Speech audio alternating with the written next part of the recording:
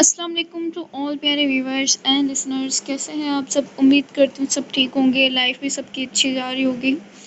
اچھا دیکھیے، میں ڈیلی ایپیسوڈ دیتی ہوں اور ٹائم پر دیتی ہوں، ٹھیک ہے؟ میری کوشش ہوتی ہے فکس 8 بجے آپ لوگوں کو ایپیسوڈ مل جائے۔ ہاں، اگر 5-10 منٹ اوپر ہو جائیں کیونکہ میں یہاں وہ ہوتی ہوں، میں ویڈیو کو پبلک نہیں کر پاتی ہوں، اس میں تھوڑی سی دیر ہو جاتی ہے، لیکن میں اس ٹائم پہ بیٹھی ہوئی تھی اپنے موبائل کے پاس ہی کہ جیسے ہی 8 بجتے ہیں میں آپ لوگوں کو ایپیسوڈ دے دوں۔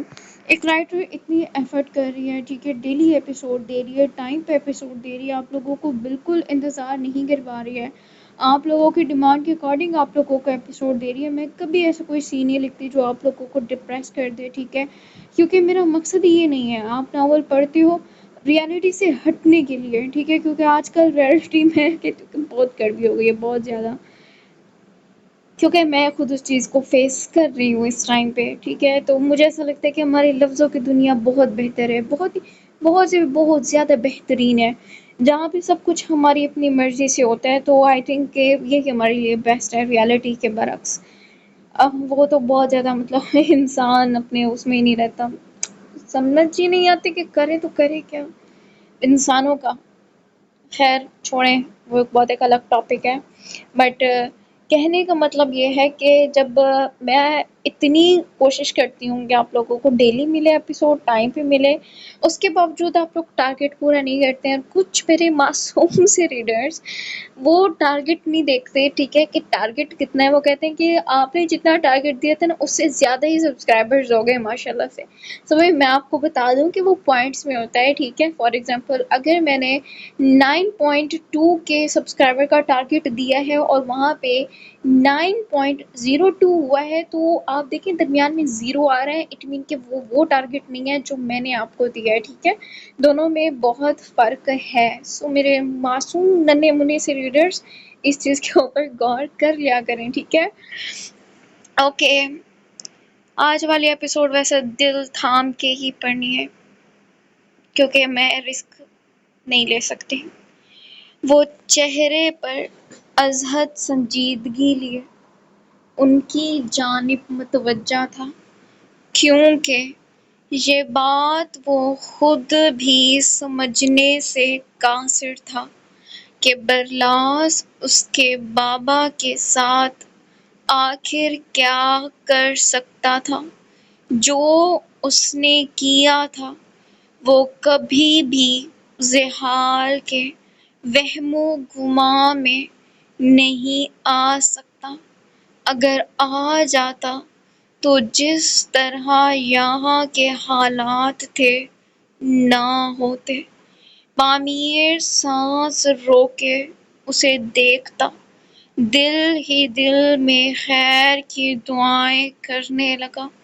برلاس بظاہر نارمل کھڑا تھا، لیکن اندر سے تھوڑا خوف زدہ بھی تھا، کیونکہ پوری دنیا میں اگر وہ کسی سے ڈرتا تھا تو وہ تھی اس کے باپ کی ناراضگی، جو وہ کسی طور برداشت نہیں کر سکتا تھا۔ میں نے کچھ پوچھا ہے دونوں سے۔ ان کو خاموش دیکھ زحال نے آبرو اٹھا کر ان دونوں کو مخاطب کیا، جس پر دونوں کا ہی سانس نکل گیا۔ وہ برلاس داجی کی خیریت نہیں پوچھ کر آیا تھا نا؟ بس میں یہی کہہ رہا تھا کہ اچھا نہیں کیا، پامیر نے ہکلاتے ہوئے بمشکل جھوٹ بولا۔ وہ کبھی اپنے باپ کے سامنے جھوٹ نہیں بولتے تھے، لیکن آج جب بولا تو زبان بھی لڑکھڑا کر بتا گئی کہ وہ ساتھ نہیں دے گی۔ زحال پینٹ کی جیبوں میں ہاتھ ڈالے دونوں کو سرد نگاہوں سے دیکھ رہا تھا۔ وہ نئے لوگوں کے چہرے پڑھ کر بتا دیتا تھا، لیکن یہاں تو اس کے ہاتھ کی پالی ہوئی اولاد تھی۔ پامیر اس کے سرد تاثرات دیکھ خود ہی اپنی بات پر گڑبڑا گیا۔ جانتا تھا وہ جھوٹ پکڑ چکا ہے، لیکن کچھ کہے گا نہیں، خاموشی سے بس سچ بولنے کا موقع دے گا۔ بابا سائیں کے ساتھ تم کیا کر سکتے ہو برلاس؟ وہ اب بھی نہایت سنجیدگی سے پوچھ رہا تھا، کیونکہ پچھلے دنوں کی کہانی اس کے ذہن میں گردش کر گئی تھی۔ اس کے باپ کو غلط دوائیں دی گئی تھی، لیکن وہ تو بیلا نے کیا ہوگا۔ برلاس کیوں کرے گا بھلا؟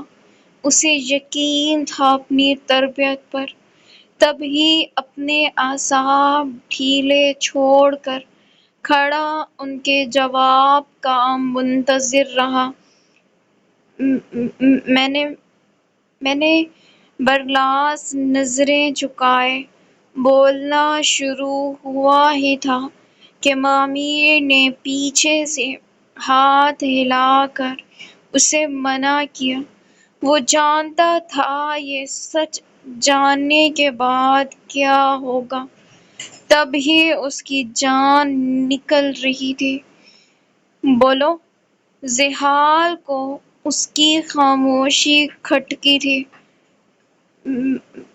میں نے ان کو وہ نسوارتی تھی۔ اس کی بات پر پامیر نے منہ پر ہاتھ رکھتے جیسے سانس روک لی۔ یہی حال یا پھر اس سے برا حال برلاس کا تھا، جس کے ماتھے پر ٹھنڈے پسینے کے قطرے چمکنے لگے تھے۔ زحال تو یوں تھا گویا کسی نے جیسے اسے بغیر لباس کے یک برفیلی جگہ پر دبا دیا ہو۔ وجود پتھرا گیا تھا، ہر حس جیسے کام کرنا بند کر گئی تھی۔ آنکھیں پھٹی اور ان میں امڈ کر آئی بے یقینی۔ برلاس کی ہمت بھی نہیں ہو رہی تھی کہ وہ نظر اٹھا کر اسے دیکھ ہی لے کہ وہ کس حال میں کھڑا ہے۔ پامیر بے چین سا خوف زدہ زحال کی پیٹھ دیکھتا رہا، جیسے کچھ بولنے کی ہمت کر رہا ہو لیکن بول نہ پا رہا ہو۔ اس نے گہری سانس لی اور آگے آتا زحال کے ساتھ کھڑا، کبھی برلاس کو دیکھے کبھی زحال کو۔ بھائی اس سے غلطی ہو گئی۔ وہ برلاس کی حمایت میں کچھ بولنے ہی لگا تھا جب زحال کے ہاتھ کھڑا کرتے وہ وہیں خاموش ہو گیا۔ زحال کی آنکھوں کے ڈورے اس وقت گلابی پڑنے لگے تھے۔ وہ ایک قدم مزید آگے آتا برلاس کے مقابل ہوا۔ اس کے سرد تاثرات دیکھ پامیر نے جلدی سے اپنا موبائل نکال کر یاقوت کو کال کی۔ وہ وہی تھا جو زحال خان کے اٹھتے وبال کو دبانا اچھے سے جانتا تھا۔ کیوں؟ صرف ایک لفظی سوال۔ اس کے پیچھے وہ کتنا ضبط خود پر کر رہا تھا، یہ صرف اس کی آنکھیں بتا سکتی تھیں۔ برلاس خاموش رہا۔ اس کے پاس الفاظ نہیں تھے۔ کمرے میں اس وقت سناٹا سا چھا گیا تھا۔ میں نے پوچھا کیوں؟ اب اس بار زحال کی دھاڑ کمرے میں گونجی اور اس کی در و دیوار کو ہلا کر رکھ گئی۔ برلاس ڈر کر ایک قدم پیچھے ہٹ گیا۔ سر اب بھی جھکا ہوا تھا۔ وہ چیخ رہا تھا، اس کا باپ چیخ رہا تھا۔ بھائی پامیر نے کچھ بولنے کی کوشش ہی کی لیکن ناکام ہو گیا۔ وہ اس معاملے میں بے بس تھا۔ وہ آپ کو ڈانٹ رہا ہے۔ اس سے نہیں ہوا جملہ پورا۔ اس کی آنکھیں لبالب نمکین پانی سے بھر گئیں۔ باپ ہے وہ میرا۔ زحال ایک ایک لفظ پر زور دیتے اس کے منہ پر گرلایا تھا۔ باپ! اور باپ ڈانٹ بھی سکتا ہے اور مار بھی سکتا ہے۔ وہ کسے بتا رہا تھا جو یہ بات صرف اپنے لیے مانتا تھا؟ کوئی اس کے باپ کو کچھ کہے تو اس سے برداشت نہیں ہوتا تھا، کیونکہ وہ برلاس شاہ کا باپ تھا، اس کا سب کچھ۔ مجھ سے نہیں ہوا جملہ پھر ادھورا رہ گیا جب زحال کی دھاڑ پر وہ سہم کر کھڑا ہو گیا۔ Shut up! Just shut up! زحال کا ہاتھ اٹھتے اٹھتے رہ گیا تھا۔ اس کی گرجدار آواز پر پامیر تک کا دل اچھل کر حلق میں آ گیا۔ اس نے زندگی میں پہلی بار زحال کو اس طرح بات کرتے دیکھا تھا۔ وہ تو دشمنوں کو بھی بڑے ٹھنڈے انداز میں ختم کرتا تھا۔ تب ہی تو مشہور تھا کہ وہ خاموش سمندر ہے، خاموشی سے سب نگلتا ہے۔ لیکن آج یہ سمندر ٹھاٹھیں مار رہا تھا۔ آج اس میں طوفانی سا طغیان برپا ہو گیا تھا۔ طغیانی سا طوفان کیوں نہ ہوتا؟ اسے اتنی زور کا جھٹکا لگا تھا جس کا کوئی اندازہ بھی نہیں کر سکتا تھا۔ اتنے میں یاقوت بھی وہیں آ گیا۔ وہ باہر چلا گیا تھا۔ جب پامیر کی کال پر اس نے زحال کی آواز سنی، وہ وہیں سے گاڑی موڑ کر واپس گھر آ گیا تھا۔ باپ ہے وہ میرا! تم نے ان کی جان لینے کی کوشش کی، ان کی! وہ بے یقین تھا۔ آواز بلند تھی۔ برلاس نے تڑپ کر سر نفی میں ہلایا۔ اس کا ارادہ ان کو جان سے مارنے کا نہیں تھا۔ اس نے صرف اتنا ڈوز دے رکھا تھا کہ وہ جب بھی بپھرنے لگیں ان کا بی پی لو ہو جائے، جسے بروقت سنبھالا جا سکتا تھا۔ بھائی یاقوت آگے آتا کچھ کہنے ہی والا تھا جب خاموش زحال کی دھاڑ پر اپنے قدم وہیں روک لیے۔ آج وہ کسی کو بیچ میں آنے نہیں دے سکتا تھا۔ تمہارا جنون دن بدن سر چڑھ کر بولنے لگا ہے۔ ان کے ساتھ تم نے ایسا کیا؟ I can't believe میری ہی تربیت خراب تھی جو تم ایسے نکل آئے۔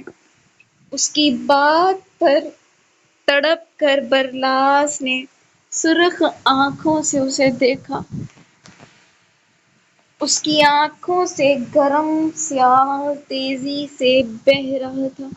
وہ اتنی آسانی سے روتا نہیں تھا، لیکن آج تو جیسے اس کا دل چیر دیا گیا تھا۔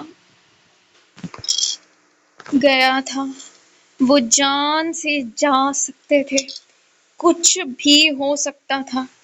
اس کی آواز بلند سے بلند ہوتی جا رہی تھی، آج ہر حد پار ہو گئی تھی۔ وہ کبھی نہ چلاتا، وہ ٹھہری ہوئی طبیعت کا مالک تھا، لیکن اس وقت وہ اپنے حواس کھو رہا تھا۔ دماغ کی رگیں پھڑپھڑانے لگی تھیں، جیسے اس بات کا اسے زیادہ شوق لگا ہو کہ یہ سب کرنے والی اس کی اپنی اولاد تھی۔ تم نے اچھا نہیں کیا۔ ایک دم لہجہ دھیما پڑا۔ برلاس نے تڑپ کر روتے ہوئے سر نفی میں ہلایا۔ تم نے اچھا نہیں کیا، اس نے آخر میں دھاڑتے ہوئے ٹیبل پر پڑا واز اٹھا کر زمین پر دے مارا۔ دفعہ ہو جاؤ یہاں سے، مجھے دوبارہ اپنی شکل مت دکھانا۔ یہ الفاظ اور اس کا لہجہ بہت سخت اور جان لیوا تھے۔ یاقوت اور معمیر نے تڑپ کر سر نفی میں ہلایا۔ آج جیسے کسی نے پاشا ولا پر آسمان ڈھا دیا تھا۔ یہ وہ بھائی تھے جن کی اونچی آواز آج تک دیواروں نے بھی نہیں سنی تھی، اور آج لوگ سن رہے تھے۔ بھائی چلیں یہاں سے، پلیز چلیں۔ یاقوت اس کا ہاتھ زبردستی پکڑ کر باہر لے جانے لگا۔ اس کا لے جانا ضروری تھا، اس سے پہلے ذیحال اپنے حواس کھو بیٹھتا اور ایسا کچھ کہہ دے جسے رہتی زندگی تک ٹھیک نہیں کیا جا سکتا تھا۔ ذیحال کی شعلہ بہار نگاہیں اب بھی برلاس پر ہی ٹکی تھی۔ یاقوت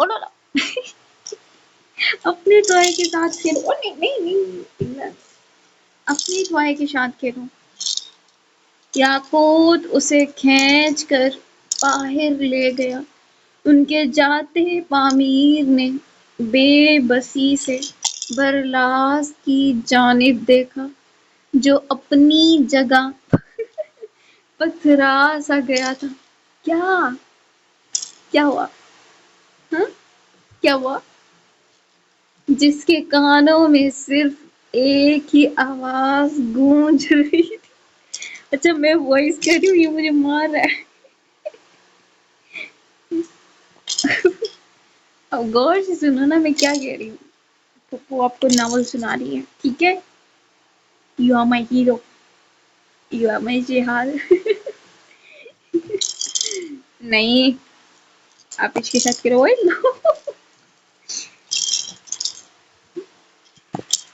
وہ بولیں گے تم ڈسٹرب کرنے آ جاتے ہو، ایسے ڈسٹرب کرتے؟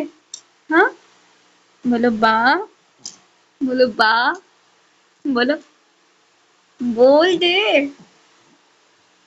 بولو ککی با۔ دفعہ ہو جاؤ یہاں سے، دوبارہ مجھے اپنی شکل بھی مت دکھانا۔ میں وائس کر رہی ہوں اور یہ مجھے اتنی معصومیت سے دیکھ رہا ہے۔ یہ الفاظ آج گویا برلاس شاہ کو مار گئے تھے۔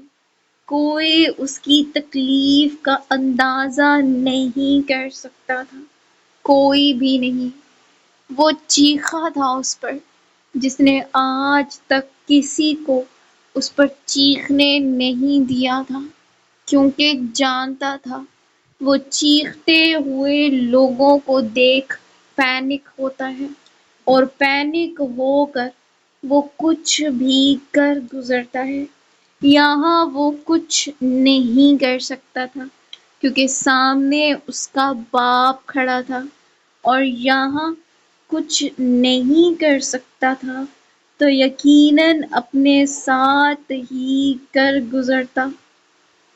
معمیر نے آگے آ کر اسے خود سے لگا لیا۔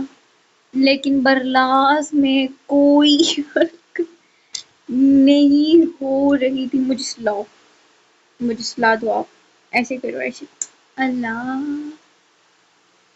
وہ اسی طرح پتھر بنا کھڑا دروازے کو دیکھ رہا تھا۔ بھائی غصے میں تھے۔ خیر ہے، کہہ دیا تو، جب آئیں گے تو معافی مانگ لیں گے ہم۔ وہ پیار سے اس کے آنسو صاف کرتے، بالوں میں ہاتھ پھیر کر سمجھانے لگا، میں یہاں نہیں رکوں گا۔ اس کی آواز کانپ رہی تھی۔ پاگل ہے، کہاں جائے گا؟ یہ گھر ہے تیرا۔ بھائی غصے میں تھے۔ کہہ دیا تو کیا ہوا؟ باپ اولاد کو مار تک دے تو بڑی بات نہیں۔ اس کی بات سن کر تو پامیر کے اوسان گویا خطا ہو گئے تھے۔ برلاس نے اس کی جانب سرخ متورم آنکھوں سے دیکھا۔ اس کی آنکھوں میں ٹھہری سرد مہری دیکھ پامیر ٹھٹک گیا تھا۔ برلاس بے دردی سے اپنے آنسو رگڑتا لمبے ڈھین بھر کر باہر نکل گیا۔ برلاس، میری بات سن۔ پامیر اس کے پیچھے دوڑا گیا، لیکن وہ سپیڈ سے باہر نکل گیا۔ پامیر اس کے پیچھے باہر پورچ تک آیا، لیکن پھر بھی وہ ہاتھ سے نکل گیا۔ کیا ہوا؟ برلاس کہاں گیا ہے؟ جمل آج گھر تھی۔ کومل کا ہاسپٹل جانا ضروری تھا، اسی لیے مشی کی دیکھ بھال کے لیے وہ رک گئی تھی۔ پامیر پریشان سا کھڑا سوچتا رہا۔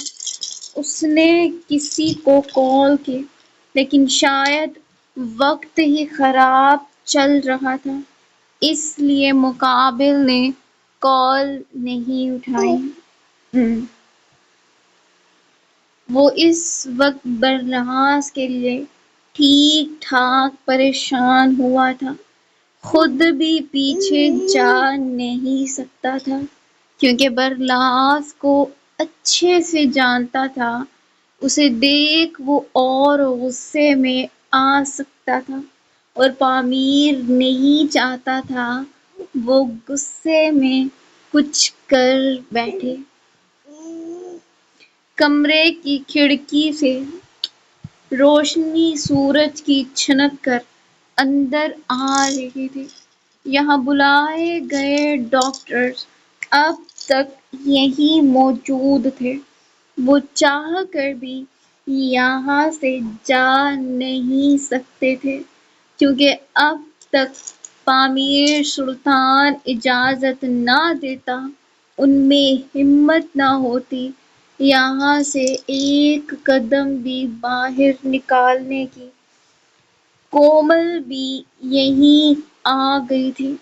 اس نے پہلے زرتشم کو چیک کیا۔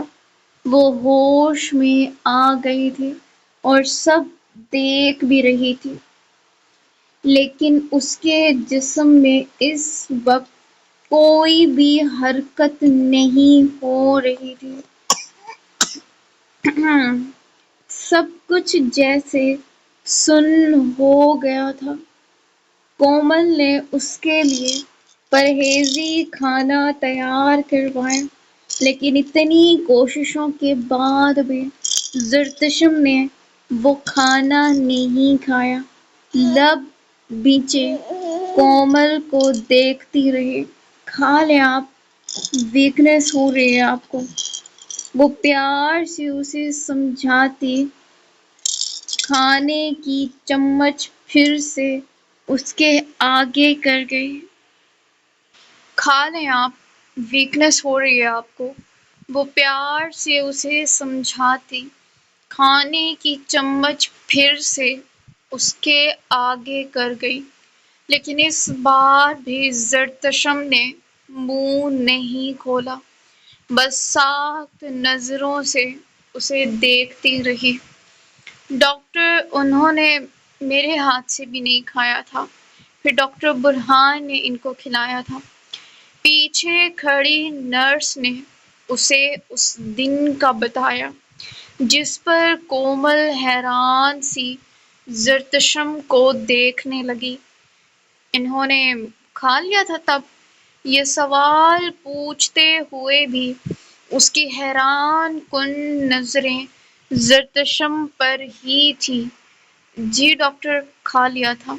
زرتشم دونوں کو دیکھتی ان کی باتیں سن رہی تھی۔ کومل خاموشی سے اٹھ کر دوسرے کمرے میں گئی جہاں ڈاکٹر برہان کے ساتھ اور بھی ڈاکٹرز موجود تھے۔ وہ ان کے پاس آ کر کھڑی ہو گئی۔ جب ڈاکٹر برہان نے نگاہ اٹھا کر اسے دیکھا، آپ کی پیشنٹ کھانا نہیں کھا رہی، کیا کرنا چاہیے؟ وہ نہایت سنجیدگی سے آبرو اٹھائے پوچھ رہی تھی۔ اس کی بات پر ڈاکٹر برہان کچھ دیر کے لیے سوچ میں پڑ گئے۔ پھر انہوں نے ایک ڈاکٹر کو بلایا۔ وہ فوراً سے اٹھ کر ان کے پاس آ گیا۔ مجھے ان کے روم میں لے کر چلو۔ خون زیادہ بہہ جانے کی وجہ سے ان میں کمزوری اس حد تک ہو گئی تھی کہ وہ ٹھیک سے خود اٹھ بھی نہیں پا رہے تھے۔ آنکھوں کے نیچے سیاہ حلقے پڑ چکے تھے تو رنگت بھی جیسے ماند پڑ گئی تھی۔ وہ ڈاکٹر ان کو سہارا دے کر اس کمرے میں لائے جہاں زرتشم تھی اور لاتے اس کے ساتھ والے سنگل بیڈ پر بٹھا دیا۔ کھانا کیوں نہیں کھا رہی آپ؟ آتے ساتھ گہری سانسیں لیتے خود کو نارمل کر کر پوچھا۔ زرتشم ان کو بھی بس دیکھتی رہی۔ کمرے میں ان دونوں کے علاوہ صرف کومل تھی۔ مجھے دیں اٹھا کر، یہ بہت ضد کرنے لگی ہے، جیسے کوئی آئرن لیڈی ہو، ایسے کرتے ہیں۔ وہ ڈپٹتے ہوئے اسے ساتھ خود سے کھلانے بھی لگے۔ زرتشم بنا پلکیں جھپکائے ان کو دیکھتی منہ کھول گئی۔ یہ دیکھ کومل کو حیرت سی حیرت ہوئی۔ وہ لڑکی صرف ان کی بات مانتی تھی، ان کے ہاتھ سے کھانا کھاتی تھی، تو کیا صرف یہ ہمدردی کا رشتہ تھا؟ وہ بے اختیار سوچنے لگی، ویسے یہ بھی صرف آپ کی بات مانتے ہیں اور آپ اب بھی کہیں گے کہ یہ ہمدردی ہے؟ وہ ہاتھ باندھے دلچسپی سے پوچھنے لگی۔ ڈاکٹر برہان نے اس کی جانب دیکھا، پھر زرتشم کو، جو اس کی بات پر وہ خود ہی گڑبڑا گئے۔ ایسا کچھ نہیں ہے، آپ ان کے سامنے ایسی بات نہ کریں۔ وہ احتیاط برتتے کومل کو خاموش رہنے کا اشارہ کر گئے۔ کیوں نہیں؟ آپ کو بھی تو کسی لائف پارٹنر کی ضرورت ہے، تو وہ یہ کیوں نہیں؟ اسے ڈاکٹر برہان سے بہتر زرتشم کو چاہنے والا کوئی نہیں مل سکتا تھا۔ وہ شخص منہ سے زیادہ اپنے عمل سے اس بات کو ظاہر کرتے تھے۔ میں کسی کو پسند کرتا ہوں مس کومل، اور بہتر ہوگا آپ اس بات کو یہیں ختم کر دیں۔ یہ گویا دھماکہ تھا جو کومل کے سر پر ہوا تھا۔ زرتشم تو بنا کوئی تاثر دیے ان کو ہی دیکھ رہی تھی۔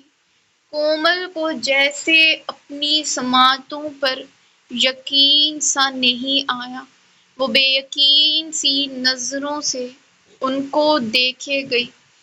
کمرے میں خاموشی سی چھا گئی، جیسے کوئی سانس بھی نہ لے رہا ہو۔ ڈاکٹر برہان نے اس بات جیسے ہی زرتشم کی جانب چمچ بڑھائی، اس نے لب زور سے بھینچ لیے اور ان کی پتھرائی نگاہوں سے ان کو دیکھے گئی۔ "کھائیں مس زرتشم؟" انہوں نے جیسے اس کی توجہ اس جانب کروائی، لیکن وہ منہ بند کر چکی تھی۔ "پیٹ بھر گیا؟" وہ یہی سمجھتے اس سے پوچھنے لگے۔ "دل بھر گیا"، جواب زرتشم کا شکر الحمدللہ کومل کی جانب سے آیا تھا۔ "نو"، ڈاکٹر برہان مرتجی نگاہوں سے اسے دیکھنے لگے۔ "مطلب"، وہ واقعی نہیں سمجھے تھے۔ تبھی استفساریہ پوچھنے لگے۔ "نو نو نو نو نو، اس کو مت کھولو، یہ پکڑو"۔ "کچھ نہیں، پیٹ بھر گیا ہوگا ان کا۔ آپ اپنے روم میں ریسٹ کریں، یہاں میں ہوں"۔ اس کا لہجہ بالکل سرد تھا۔ برہان کو سمجھ نہیں آئی کہ ایسا کیوں، لیکن وہ خاموشی سے اٹھنے کی کوشش کرنے لگے۔ پورا جسم جیسے کانپنے لگا تھا۔ پوری طاقت صرف اٹھنے پر ہی لگ گئی تھی۔ کومل کمرے سے باہر نکل گئی۔ اس کے جاتے ہوئے ڈاکٹر برہان کو اس کے چہرے پر ناراضگی کے اثرات دکھائی دیے تھے، جو انہیں پریشان کرنے کو کافی تھے۔ وہ چیزوں کا سہارا لے کر کمرے سے باہر آئے اور متلاشی نگاہوں سے کومل کو تلاش کرنے لگے، جو سامنے ہی باہر سوئمنگ پول کے کنارے بیٹھی نظر آ گئی تھی۔ کچھ تھوڑی سی دیر انہوں نے ہاتھ کے اشارے سے ایک گارڈ کو بلایا، جو فوراً سے ان کے پاس آ گیا۔ اس کا سہارا لے کر وہ دھیرے دھیرے کومل کے پاس گئے اور جا کر ایک کرسی منگوا کر اس کے پیچھے ذرا فاصلے پر بیٹھ گئے۔ کومل آہٹ پر بھی نہیں مڑی۔ انہوں نے ہاتھ کے اشارے سے ایک گارڈ کو بلایا، جو فوراً سے ان کے پاس آ گیا۔ اس کا سہارا لے کر وہ دھیرے دھیرے کومل کے پاس گئے اور جا کر ایک کرسی منگوا کر اس کے پیچھے ذرا فاصلے پر بیٹھ گئے۔ کومل اس آہٹ پر بھی نہیں مڑی۔ "آپ ناراض ہیں؟" وہ دھیمے لہجے میں پوچھتے۔ اس کے جواب کا انتظار کرنے لگے، لیکن جواب ملا نہیں۔ "آپ ایسے کیوں کر رہی ہیں؟" کومل کی خاموشی انہیں اچھی نہیں لگی تھی۔ "یہی میں آپ سے اگر پوچھوں، آپ ایسا کیوں کر رہے ہیں؟" وہ مڑ کر الٹا ان سے سوال کرنے لگی، جس پر ڈاکٹر برہان خود ہی گڑبڑا گئے۔ "کیا کر رہا ہوں میں؟" وہ ناسمجھی سے پوچھا۔ ایک لڑکی کے جذبات کے ساتھ کھیل رہے ہیں اور پوچھ رہے ہیں کہ کیا کر رہے ہیں؟ وہ بے یقین تھی، جبکہ اس کی بات پر ڈاکٹر برہان کو گویا جھٹکا سا لگا۔ "کیا جذبات؟ میں نے کب"؟ وہ حیرت کے مارے پورا سوال بھی نہیں کر سکے۔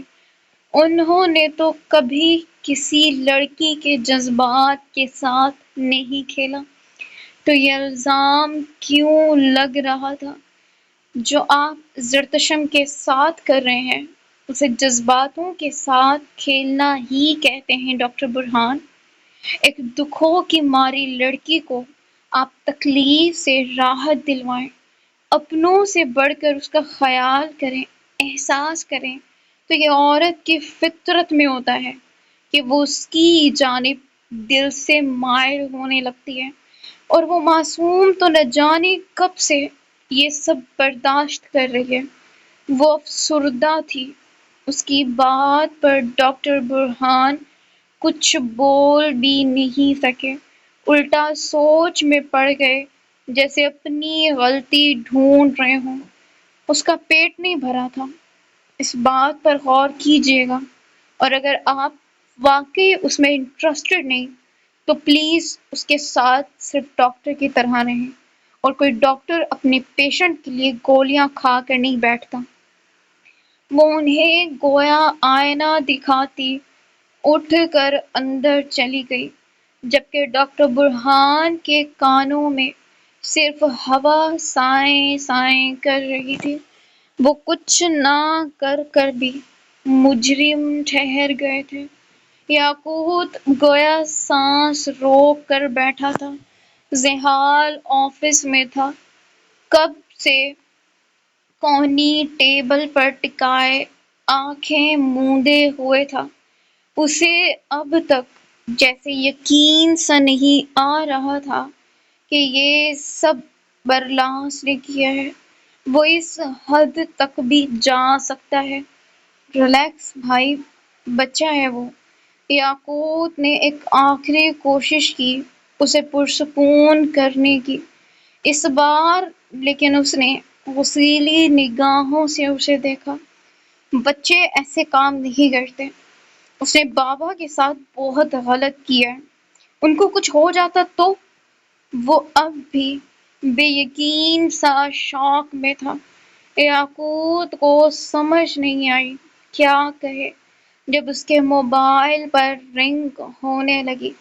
معمر کی کال دیکھ اس نے فوراً سے کال پک کر لی۔ بھائی، برلاس گھر سے بہت غصے میں نکلا ہے۔ میں نے اس کے دوستوں سے بھی معلوم کیا ہے، لیکن کسی کو اس کا نہیں پتا۔ وہ آواز سے ہی پریشان لگ رہا تھا۔ کیا؟ کہاں چلا گیا؟ تم نے روکا کیوں نہیں؟ وہ پریشان سا اٹھ کھڑا ہوا۔ زحال نے سر اٹھا کر اسے دیکھا، چہرے پر از حد پریشانی تھی۔ میں ابھی آیا، کہتے اس نے کال جیسے ہی کٹ کی، زحال کی آواز پر اس کی جانب متوجہ ہوا۔ کیا ہوا؟ برلاس کہیں چلا گیا اور پتہ نہیں کہاں گیا ہے۔ وہ فکر مند ہوتا اپنے موبائل پر کچھ لوگوں کو ٹیکسٹ کر رہا تھا۔ زحال کچھ دیر خاموش رہا، یاقوت کو دیکھتے ہوئے، پھر گہری سانس خارج کی۔ یاقوت چلا گیا تھا۔ اس کے جاتے آفس میں گہرا سناٹا پھر چھا گیا۔ زحال کرسی پر بیٹھے بیٹھے اس بارے میں سوچتا رہا۔ اسے رہ رہ کر وہ دن یاد آ رہا تھا جب اس کا باپ آخری سانسیں لے رہا تھا۔ خدا نے ان کی زندگی اور لکھی تھی، اس لیے وہ بچ گئے تھے۔ اس کے دل کو آج ٹھیس پہنچی تھی، اتنی کہ پہلی بار اسے برلاس کی فکر نہیں ہوئی تھی۔ حویلی میں اس وقت زریاب اور داراب موجود نہیں تھے، جسے یقینی بناتے وہ آج وہاں آیا تھا۔ اس کے ساتھ آئے گارڈز باہر ہی رک گئے تھے۔ وہ شال ٹھیک کرتے ہوئے اندر آئے، نوشیروان خان کو ڈھونڈنے لگے۔ جب نظر کمرے سے نکلتی سیما پر پڑی، وہ اپنے ہی دھیان میں آ رہی تھی۔ اس وقت حویلی میں چونکہ مرد نہیں تھے، اسی لیے وہ بالوں کو جوڑے کی شکل میں قید کر کر دوپٹے کو سائیڈ کندھوں پر گرائے تیار ہوئی لاؤنج کی جانب آ رہی تھی۔ اسے دیکھ تو جیسے وہاج خان کی دنیا ہی رک گئی تھی۔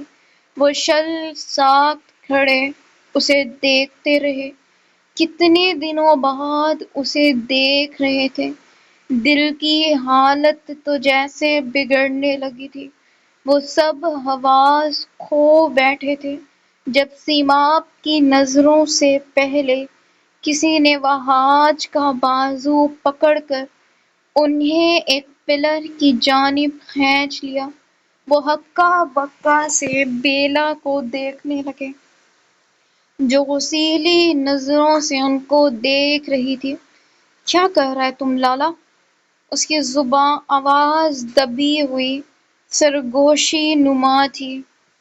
اگر زریاب خان کو پتہ چلا تو ادھر کھڑے کھڑے تم کو گولی مار دے گا۔ اس کی عورت کو ایسے نظروں سے دیکھنے پر وہ سرگوشی نما انداز میں اسے باور کرنے لگی۔ زریاب کے نام پر تو جیسے وہاج خان کے زخم پھر سے تازہ ہو گئے تھے۔ اس کو تو ہم گولی مارتے، ہمارا خوشی پر سانپ بنا بیٹھا ہے۔ ان کی آواز میں گرلاہٹ تھی۔ جب سیماب اسی جانب آتی، دونوں کو کھڑے دیکھ بری طرح سے چونکی اور جھٹ سے دوپٹہ سر پر لینے لگی۔ تم دونوں؟ وہ حیران سی حیران تھی وہاج کو یہاں، وہ بھی بیلا کے ساتھ دیکھ۔ اسے دیکھتے ساتھ وہاج خان بیلا کی کہی بات بھول گئے۔ انہیں پھر کوئی نظر آئی تھی تو وہ تھی یہ عورت جو ان کا پہلا اور شاید آخری بھی عشق تھی۔ لالا ہے ہمارا، ہم سے ملنے آ سکتا ہے، تم کو کیا تکلیف ہے؟ بیلا کے لہجے میں حقارت سی امڑ آئی۔ تو تم داجی کے کمرے میں جاؤ، ادھر کیوں کھڑا ہے؟ وہ ازحد لہجے کو نارمل رکھتی بول کر آگے بڑھ گئی۔ وہاج خان کی نظریں اسی کا پیچھا کرتی گئیں۔ جب بیلا نے کوہنی مار کر ان کو اپنی جانب متوجہ کیا، تم پکا مرنے کے ارادے سے آئے، چلو کاکا کے کمرے میں۔ وہ ڈرتی ہوئی وہاج کا بازو پکڑ کر اسے نوشہروال کے کمرے میں لے گئی۔ مورے کل ہی پاکستان چلی گئی تھی کچھ دنوں کے لیے، اس لیے بھی حویلی میں فسو خیزی سی چھا گئی تھی۔ ہم کو بتایا بالا نے نکاح کے بارے میں، ہم کو برا لگا کاکا تم نے ایسا کیا۔ وہ جس مقصد کے لیے یہاں آیا تھا اسی کو فوراً سے شروع کر گیا۔ بیلا ان کے لیے کھانے پینے کی تیاری کرنے چلی گئی تھی۔ کیوں؟ تم کو کیوں برا لگا؟ وہ منگیتر تدار آپ کا، اس نے کر لیا نکاح۔ نوشہروال کو ان کا اس مسئلے پر بولنا جیسے بھایا نہیں تھا۔ ایسی بات نہیں ہے کاکا، آپ ہمارا بڑا ہے، ہمارے بابا کی جگہ، آپ کا حکم سر آنکھوں پہ۔ وہ سر جھکائے ادب کے ہر قریرے کو پار کر گیا۔ یہی لہجہ تھا جو خود نوشہروال خان کی اولاد نہیں اپنا سکتی تھی کیونکہ وہ حق پر تھے۔ منافق ہوتے تو یہی لہجہ اپناتے، لیکن ان کو انسان سے زیادہ اپنے رب کی نظر میں گرنے سے ڈر لگتا تھا جسے منافق لوگ ہرگز پسند نہ تھے۔ ان کو بیٹھے کچھ دیر گزری ہی تھی کہ زریاب بھی وہیں آ گئے تھے۔ آتے ساتھ بنا کچھ کہے ایک صوفے پر بیٹھ گئے۔ ان کے تنے اعصاب اور تیور دیکھ وہاج کو بات کرنا مشکل لگنے لگا تھا۔ جو بات وہ یہاں کرنے آئے تھے، ہمارے ادھر مہمانوں سے سلام کرنے کا رواج اب بھی ہے زریاب، داجی نے جیسے انہیں احساس دلایا۔ ہم شیطانوں پر سلامتی نہیں بھیجتا بابا، اس کو پوچھو ادھر کیا لینے آیا ہے۔ وہ تلخ نظروں سے وہاج کو دیکھتے گرلائے تھے۔